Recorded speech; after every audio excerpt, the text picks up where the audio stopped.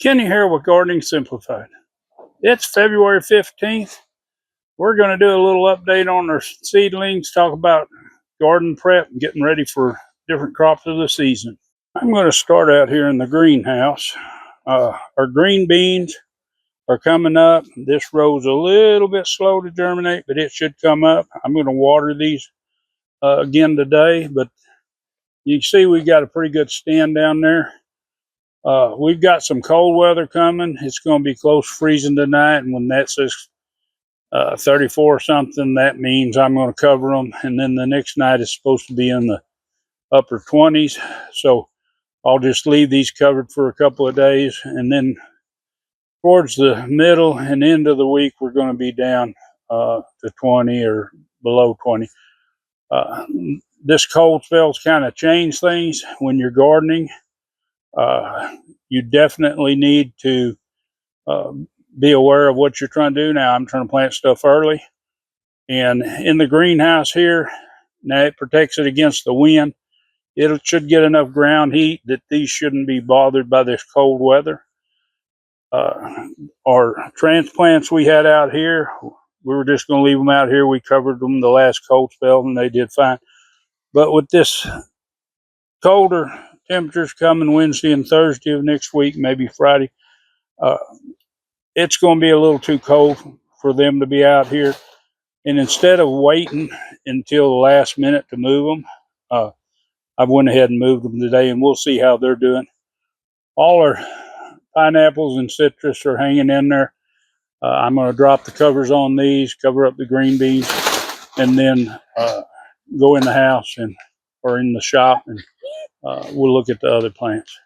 Now we're in here at the grow station, and there's our little onion starts, and we've got our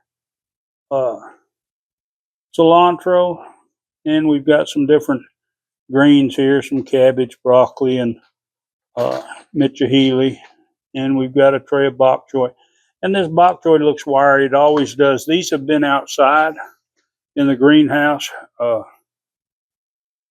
growing, so they kind of get used to the temperature and everything. We've got some different squash. We've got some zucchini, and our prolific. We've still got a few that's germinating. They're kind of slow.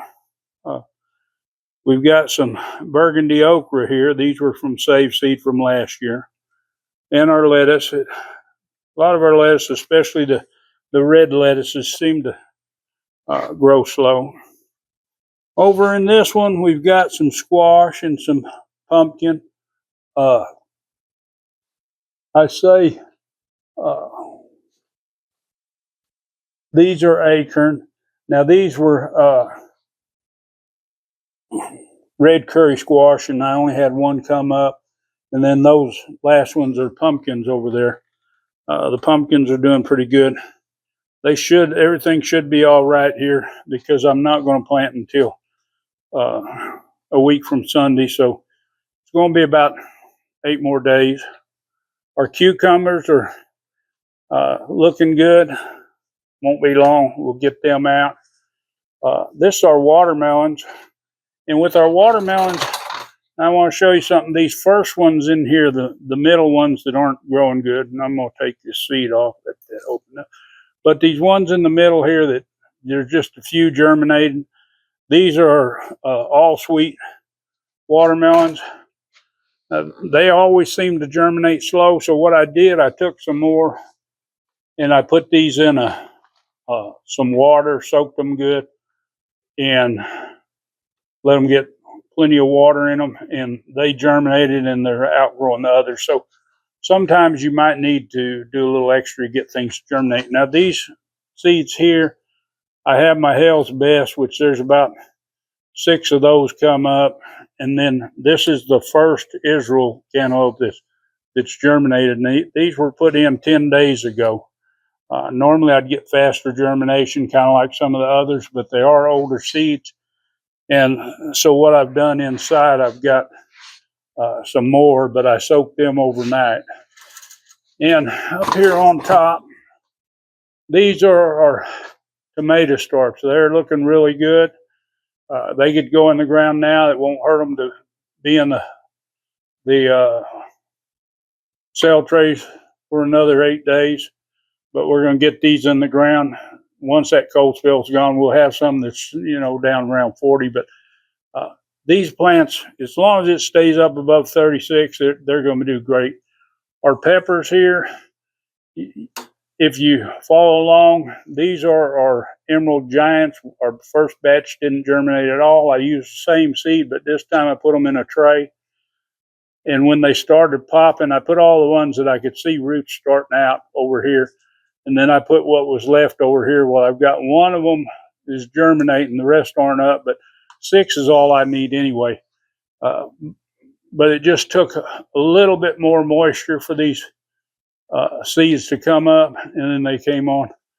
We've still got our melatonin over here. It would like to go out. Now, this stuff isn't freeze hardy. I have to keep breaking it loose from the top. I haven't clipped it back again, but I probably need to. But these are definitely wanting to go out, but they can't go in a place where I can protect them. So I got to definitely wait until I'm not going to worry about a freeze before I put them out. Now here we are at the other garden plot. It's that time of year. Now we're going to plant potatoes here. In fact, we could plant them today if we had time, but we're not going to. We're going to do one more tilling of this. We'll give them this cold freeze to go through. Maybe kill a little bit of these, the grass that we tilled up. We're just going to grow 3 rows of potatoes here. We'll probably leave this edge place as a buffer to keep the grass out. But we're going to till it one more time, and then we're going to plant corn on the rest of this. We've got some Jimmy Red. That's what we're going to grow this year. And the thing is about corn, field corn anyway, not sweet corn, but field corn's pretty resilient. It can take some cold weather. Corn is actually in the grass family, so if it does get the tips burnt back a little bit, it's coming out from the middle, so it'll grow on out. But this is where we had the chickens eating up a lot of this green stuff, and then and now we're going to have to teach our puppy not to go through everything. Our grown dog, she pretty much knows where not to go. She'll follow us in the rows once we till, even though it all kind of looks the same, but she can tell where we're walking, and that's where she goes. But anyway, the whole trick to it is corn. Field corn can be planted really early, and when you do that, what happens is you get your corn up and doing good, and maybe even harvest before your pest pressure gets hard. The same thing with your potatoes. Potato bugs are going to come in a certain time. If your crop's in early, it'll get up healthy and good, and then just with a little bit of work, you can keep that those bug pressure to a minimum without having to use a bunch of chemicals. But anyway, let's go look at our seed potatoes.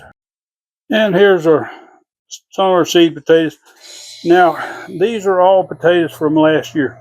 These here, the way we stored them were we put straw between the layers. And these are kind of shriveled up. They're still good. We'll just cut them and plant them. They're really ready to go. These here, these were in the cooler. I took them out today.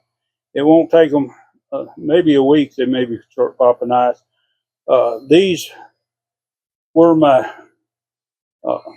Yukon Golds, and these were taken out a couple weeks ago, and then you can see now they're shooting eyes out or starting to sprout. They're chipping and or green sprouting, but some faster than others. There's a few that aren't, but they won't take long for them all to catch up.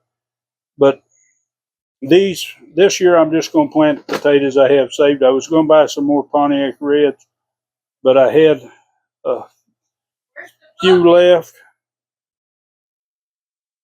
But anyway, I figured I'd plant all my own potatoes this year. I wouldn't worry about buying any. And these were actually from the first crop. When we harvest them, we just wipe the dirt off, and we'll put some in our cooler because we have a commercial cooler for the farmers market, which works good. We can put about 3 milk crates full of potatoes in there. We don't separate them or anything. They do good, and we can stack them kind of in the middle and still fit our produce in like we normally need to. But we'll see how this does, and we'll kind of see an experiment between these ones that were really sprouted, and these have got wild. I mean, these have really got wild. Hopefully, they'll do good.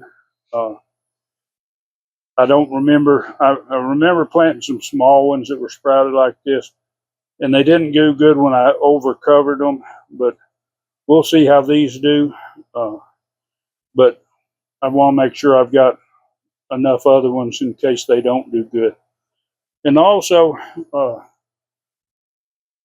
when we plant our potatoes, that's when we take our sweet potatoes. This is kind of a gnarly looking one, but you can see it's starting to sprout. We'll plant these and we'll go through that in another video to grow our slips, because we always start growing our slips whenever we put our potatoes in the ground. That gives them time to come on and get big enough by the time it's planting time. And we still have a few of our bananas inside, and we're doing some propagation.